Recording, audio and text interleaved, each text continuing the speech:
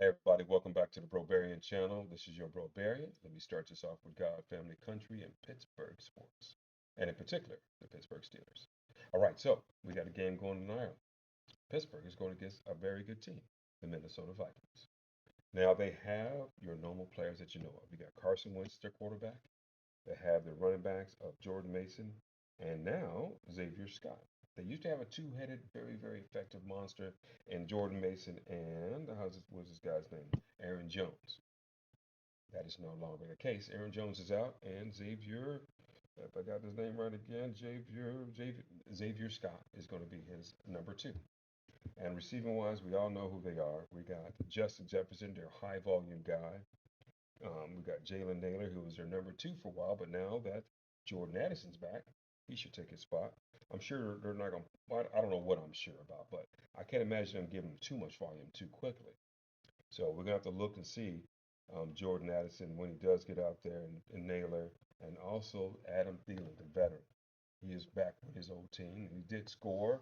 He did do something decent so far the past few weeks, but I'm expecting, Justin Jefferson still get most of the catches, and these guys gonna get sprinkled in and do their darnest and make some type of dent in our defense.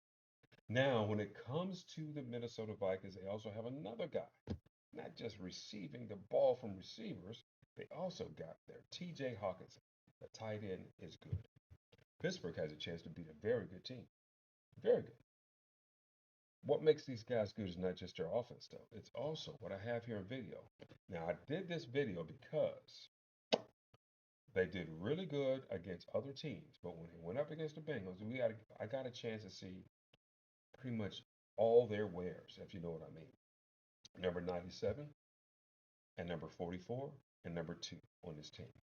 Those guys really showed out on their defense week after week. At various times, they were doing some interesting stuff. I would say the one that stuck out the most, though, or the two players, would be 97, Javon Hargraves, and number 44 on their team. So as you guys watch this videos that I see here, you see that they have two down linemen. Sometimes they come up with four down linemen, basically, or they come down with just four men. And sometimes they only blitz with three, blitz with two, blitz with five.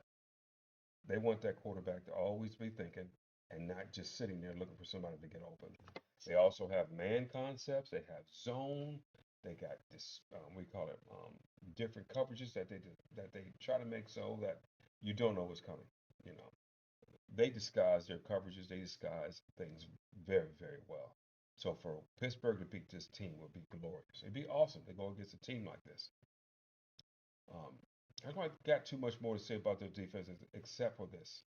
They are also very opportunistic. They do their darndest to turn that ball over, whether it's interceptions or, look at that, turnovers with fumbling the ball, knocking the ball loose.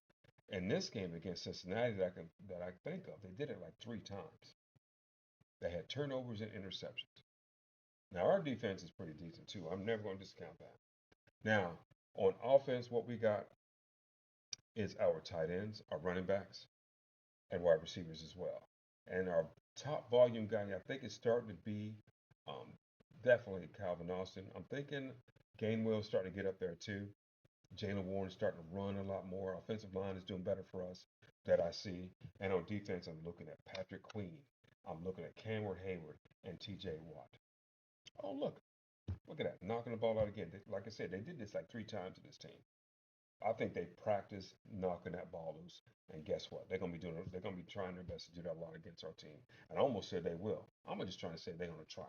You know what I'm saying? I want to keep it positive for our team. Now, what do we got to look forward to when it comes to offense? We don't know. Are they gonna run the ball like crazy? I'm hoping they do. But what I really want to see is Aaron Rodgers have a great game with DK Metcalf, Calvin Austin, and any other pass catchers. I want to see John Smith out there doing his thing, if possible, or whatever tight end that fits what the defense is doing is going to be really good, right? It could be Fryermuth, it could be John Smith, it could be Matt Washington when we get to the red zone. You know, I'm just hoping to see us do well. I can't wait to see how we do.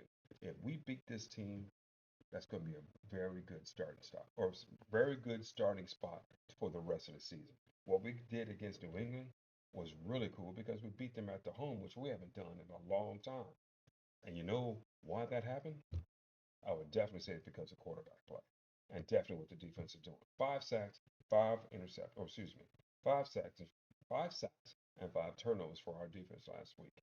And you know what? That type of defense is, it's pretty good to watch. So now let's see what we do against this type of offense, and let's see what our offensive line does against this pressure that the Vikings going to do. All right, so that's all I have. God bless y'all. Hope you guys have a good night. Thank you for listening, and let's hope we have a good game to watch in Ireland. All right, God bless y'all.